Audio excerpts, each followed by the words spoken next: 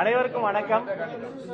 இன்றைய தினம் நம்முடைய தமிழ்நாடு பள்ளிக்கல்வித்துறையின் சார்பில் நேற்று வெளியிடப்பட்ட 1 முதல் 3ஆம் வகுப்பிற்கான அந்த புதிய பாடநூல்களுக்கான பயிற்சி கையேடு வெளியிடப்பட்டு கருத்தாளர்கள் வரவழைக்கப்பட்டு ட்ரைனிங் தி ட்ரைனர்ஸ் ஆசிரியர்கள் அந்த 1 முதல் 3ஆம் வகுப்பு வரைக்கும் பாடம் எடுக்க போற அந்த ஆசிரியர்களை வரவழைத்து அவர்களிடையே இந்த கருத்தாளர்கள் இந்த கையேடை வழங்கி எந்த பாடத்தை எப்படி அணுகணும், எந்த குழந்தைக்கு எப்படி சொல்லி தரணும்னு இந்த புதிய பாடத்திட்டம் அவங்க கிட்ட சொல்வதற்கான பயிற்சியை இன்று தொடங்கி வைத்திருக்கிறோம். இவங்க என்ன பண்ணுவாங்க, இந்த ட்ரைனிங் முடிச்சுட்டு மாவட்டத்தோறும் போய் அந்தந்த மாவட்டத்தில் இருக்கக்கூடிய மற்ற ஆசிரியர்களை பயிற்சி கொடுப்பாங்க. அதன் பிறகு அவர்கள் மற்றவர்கள் கொடுத்து இந்த ட்ரைனிங் ட்ரைனர்ஸ் சொல்லப்படுற இந்த பயிற்சி முறை இன்று துவங்கி வைக்கப்பட்டு இருக்கிறது. தமிழ்நாடு முழுக்க இருக்கக்கூடிய இந்த மாணவ மணிகளை இந்த புதிய பாடத்திட்டத்தை இந்த பயிற்சியை நிறைவு செய்து இந்த ஆசிரியர்கள் இந்த இங்க கற்றுக்கொண்ட தாற்பயங்கள்லாம் பெற்றுக்கொண்டு அவர்களே கொண்டு போய் இதை சேர்க்க போறாங்க. அதை தொடங்கி வைத்ததில் மகிழ்ச்சி. வாழ்த்துக்கள். உங்களோட பேச்சு அருமையாக தான் இருந்தது. அந்த மக்களுக்கு சொல்ற மாதிரி இந்த டீச்சர்ஸ் குறிப்பா நீங்க எப்படி இந்த ஆரம்ப பள்ளி இருக்கக்கூடிய ஆசிரியர்கள் சொன்னீங்களோ அதே போல இந்த வளர இளம் பருவம் கரெக்ட், அது ரொம்ப முக்கியமான ஒண்ணு. அவங்களுக்கு எந்த மாதிரியான திட்டங்கள் இருக்கு? ஆமா, இப்போ ஸ்கூல் ரீஓப்பனை பொறுத்த வரைக்கும் பாத்தீங்கன்னா எல்லா பள்ளிக்கூடங்களுமே ஜூன் மாதம் 1ஆம் தேதியே திறக்கப்படுகிறது. ஆனால் 1லிருந்து 3ஆம் வகுப்பிற்கான அந்த பள்ளிக்கூடங்கள் மட்டும் அந்த வகுப்பை சார்ந்தவர்கள் மட்டும் 4ஆம் தேதி தான் திறக்கிறோம். அது என்ன காரணம் சொன்னா, இப்ப இதே ட்ரைனிங்க வெகேஷன் டைம்லயே கூப்பிட்டு அந்த டீச்சர்ஸ் கொடுத்து 1ஆம் தேதி எல்லா ஸ்கூலும் திறந்திருக்கலாம். ஆனா அது அவர்களுக்கு ஒரு மறைமுக சுமையா மாறி இருக்கும். அப்ப மாணவர்களுக்கு மட்டுமல்ல ஆசிரியர்களுக்கும் சுமை வந்துடக்கூடாதுங்கிறதுனாலதான் அப்ப 1ஆம் தேதி இதே 3ஆம் வகுப்பு வரைக்கும் பாடம் எடுக்கக்கூடிய இந்த ஆசிரியர்கள் மாணவர்களா வர போறாங்க. அவங்க ஸ்டூடெண்ட்ஸ் இதை முதல்ல கத்துக்கிட்டு அந்த 3 நாட்கள் மாணவர்களாக இருந்துட்டு பிறகு அந்த மாணவர்களை பார்க்க போறாங்க. அப்ப வெறும் தொடக்க நிலை மட்டும் கிடையாது, இடைநிலை, உயர்நிலை எல்லா ஆசிரியர்களையும் அரவணைத்து அவர்களுக்கு எந்த சுமையும் இல்லாமல் கொண்டு செல்வதற்கான எல்லா ஆலோசனைகளும் நாங்கள் செய்து கொண்டிருக்கிறோம். அவர்களுக்கு தேவைகளை அறிந்து அதை நாங்கள் பண்ணி. ஆமா, பல வாக்குறுதிகள் கொடுத்திருக்கீங்க. முதன்மைக்கு என்ன விஷயங்களுக்கு முக்கியத்துவம் கொடுக்கப்பட்டு இந்த வரக்கூடிய பட்ஜெட்ல பள்ளிக்கல்வித்துறை எதிர்பார்க்கணும்? எப்போதுமே தமிழக வெற்றி கழகத்தை பொறுத்த வரைக்கும் பெண்ணுரிமை, மண்ணுரிமை, அதுல மாற்று கருத்தே கிடையாது, காம்ப்ரமைஸே கிடையாது. எல்லா துறையுமே தலைவருக்கு ரொம்ப பிடித்த துறை தான். அதுலயும் சொல்ல போனா இந்த பள்ளிக்கல்வித்துறை பல்வேறு சவால்களுக்கு மத்தியில் ஒரு சிறப்பான ஒரு திசையை நோக்கி நாங்கள் வழி நடத்தி சென்று கொண்டு இருக்கிறோம். அதே மாதிரி இந்த பெண்களின் நலன் சார்ந்த விஷயங்களாக இருக்கட்டும், குழந்தைகள் நலனாக இருக்கட்டும், முதியோர் நலனாக இருக்கட்டும், நீங்க போர்ட்போலியோவே பாத்தீங்கன்னா மாண்புமிகு முதலமைச்சர் அண்ணன் சி. ஜோசப் விஜய் அவர்களின் கீழே மாற்றுத்திறனாளிகளினுடைய வெல்ஃபேரையும் கொண்டு வந்திருக்கிறாங்க. அதனால இது ஒரு இன்க்ளூசிவான ஒரு கவர்மெண்ட். யாரெல்லாம் ரொம்ப வீக்கர் செக்மெண்டா இருக்காங்களோ, ஒடுக்கப்பட்டு இருக்கிறாங்களோ, சோசியலி அவர்களுக்கான அந்த பிரதிநிதித்துவம் இல்லாம இருக்கிறதோ அவர்களை எல்லாம் ரொம்ப ஃபர்ஸ்ட் பிரியாரிட்டி கொடுத்து அவர்களுக்கான விஷயங்களும் செய்யக்கூடிய அரசாங்கமாக இருக்கும். ஆமா, நேற்றையே அது குறித்த கோப்புகள்லாம் ஆய்வு செய்து அதுல நாங்க கையொப்பமிட்டு இருக்கிறோம். அடிப்படை வசதிகள்னு சொல்லப்படுற எல்லா வகையான, அதாவது முதல் விஷயமே தமிழ்நாடு முழுக்க இருக்கக்கூடிய அந்த பள்ளிக்கூடங்கள்ல கழிப்பறை வசதி எல்லாம் மேம்படுத்தி எல்லா கழிப்பறைகள்லயும் சில கழிப்பறைகள் மோசமா இருந்தா அதெல்லாம் ஆய்வு செய்து குடிக்க நீர், அந்த குடிநீர் வசதியும் உறுதி செய்யப்பட்டு வகுப்பறைகள், சில வகுப்பறைகள் சேதமடைஞ்சிருக்கும், சில வகுப்பறைகள் வெளிச்சம் பத்தாது, சில வகுப்பறைகளுக்கு கரும்பலகை தேவைப்படும், ஸ்மார்ட் கிளாஸ் தேவைப்படும், அதையும் அதற்கான நிதியும் ஒதுக்கீடு செய்து மாண்புமிகு முதலமைச்சர் அவர்களினுடைய கவனத்திற்கு நாங்கள் கொண்டு சென்றிருக்கிறோம். அதுவும் அதற்கான அறிவிப்பும் விரைவில். புதிய மாணவர்கள் சேர்க்கைக்கு இலக்கு எதனை நிர்ணயிச்சிருக்கோமா? தனியார் பள்ளிகள் ஒப்பிடுக்கும் போது அரசு பள்ளிகள் பொதுவாக மாணவர் சேர்க்கை குறைவாக இருந்து இப்ப இலக்கு நிர்ணயிச்சிருக்கோமா? பொதுவாகவே தமிழ்நாடு முழுக்க அரசு பள்ளிகள் எண்ணிக்கையில் அதிகம், ஆனா மாணவர்களினுடைய எண்ணிக்கையில தனியார் பள்ளிகள் தான் அதிகமா இருக்கிறாங்க. இந்த ஒரு சமரசமற்ற நிலைமை இருக்கு இல்லையா, அதை சரி செய்வதற்கான முயற்சிகள் ஒன்றுதான் இந்த புதிய பாடநூல் நம்ம வெளியிட்டிருக்கிறோம். ஒரே வரியில சொல்லணும்னா இது student centric, child centric approach. இப்ப நான் ஒரு ஸ்லோ லேர்னர், நான் ஒரு ஆவரேஜ் ஸ்டூடெண்ட், என்னையும் சேர்த்து என்னுடைய ஆசிரியர்களை அரவணைத்ததால் தான் நான் வாழ்க்கையில வளர்ந்து மேல வந்தேன். அது மாதிரி ஒரு குழந்தைக்கு தமிழ் பாடம் நல்லா வரும், ஒரு குழந்தைக்கு கணக்கு பாடம் சரியா வராது. அப்ப அதை போன்ற மாணவர்கள் யாருடைய குழந்தைகள்னா அவங்க தான் டீச்சர்ஸுடைய ஸ்டூடெண்ட்ஸ். நீங்க மேடையிலையும் அதான் நான் சுட்டி காமிச்சேன். ஒவ்வொரு குழந்தையும் அவங்க அப்பா அம்மாவுடைய ஒரு குழந்தை. ஏதோ ஒரு மாணவன் மாணவி ரொம்ப படிக்க சிரமப்பட்டாங்கன்னா அது அந்த ஆசிரியரினுடைய முதல் குழந்தை.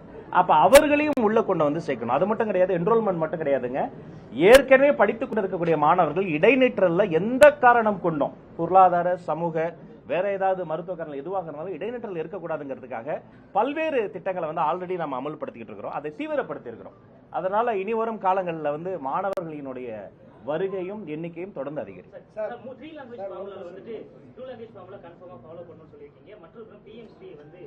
கலந்தாலோசிச்சு முடிவுக்கு சொல்றீங்க. அது இன்டெரக்டா அது உள்ள கொண்டு வர மாதிரி கிடையவே கிடையாது. நான் மறுபடியும் தெளிவா சொல்றேன். இல்ல, ஒன்றிய அரசு அந்த நிதியை வழங்க இதுவரையிலும் வழங்கல. அது பிஎம்சி ஸ்கீம்ல வந்து நீங்க அந்த ஒப்பந்தத்தில் கையெழுத்து போட்டாதான் உங்களுக்கு நிதி வழங்கப்படும்னு ஒரு அழுத்தத்தை கொடுத்துட்டே வராங்க தொடர்ச்சியா.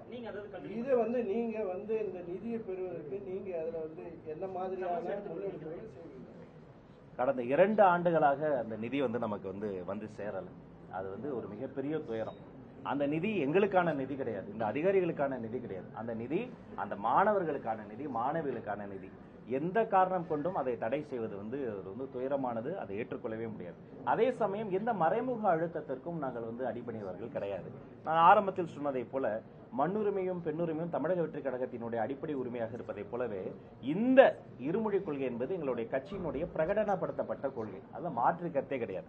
இங்க மட்டும் கிடையாது, சிங்கப்பூர்ல லீ குவான் யூ ஐயாவே அதை தான் பண்ணாரு. ஒரு ஸ்கிராச்ல இருந்து ஒரு கண்ட்ரியவே ஃபர்ஸ்ட் நேஷனா மாத்தினாரு. அங்கேயே உலகத்தோடு தொடர்பு கொள்ள அவர் இங்கிலீஷை தான் அவர் பயன்படுத்தினார். அவர் அங்க இருக்கக்கூடிய மற்ற லாங்குவேஜஸையோ சைனீஸையோ மேண்ட்ரினோ உலகத்தோடு தொடர்புகளை பயன்படுத்தலாம். அப்ப இங்கிலீஷ் என்பது போதுமானதாக இருக்கிறது. அப்ப எந்த மறைமுக அழுத்தத்திற்கும் நாம அடிப்படையாது. நீங்க எடுத்த கொள்கையில் சமரசமின்றி கொள்கை சமரசம் என்ற பேச்சுக்கே இங்க இடமில்லை.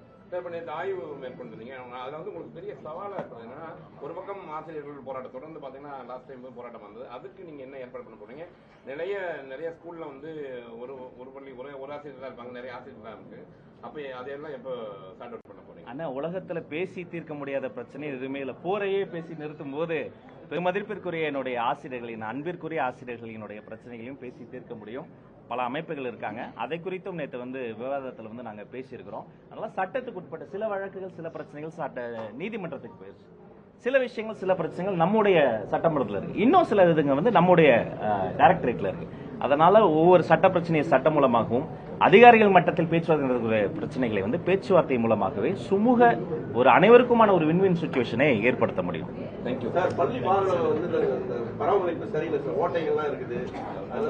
Zero tolerance.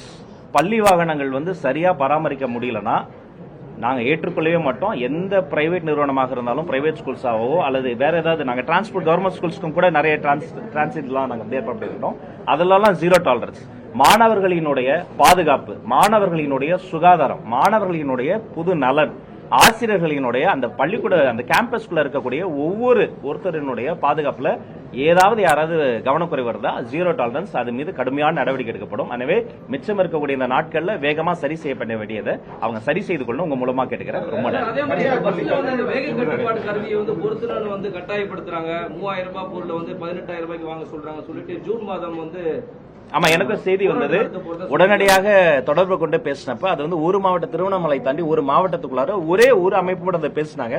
உடனடியாக அவங்ககிட்டயும் பேசி அந்த பிரச்சனை சரி செய்யப்பட்டது. திட்டமிட்டபடி, ஏற்கனவே அறிவித்தபடி எல்லா பள்ளிக்கூடங்களும் நல்ல முறையில் திறந்து எல்லா மாணவர்களும் பள்ளிக்கூடம். தனியார் பள்ளியில இலவச கல்வி 25% நிறைய இடத்துல கொடுத்துட்டே இல்லை அப்படின்னு சொல்றாங்க. ஒரு பக்கம் அவங்க என்ன சொல்றாங்க, எங்களுக்கு ஃபண்ட் வரல, அதனால எங்களுக்கு நஷ்டமா இருக்கு.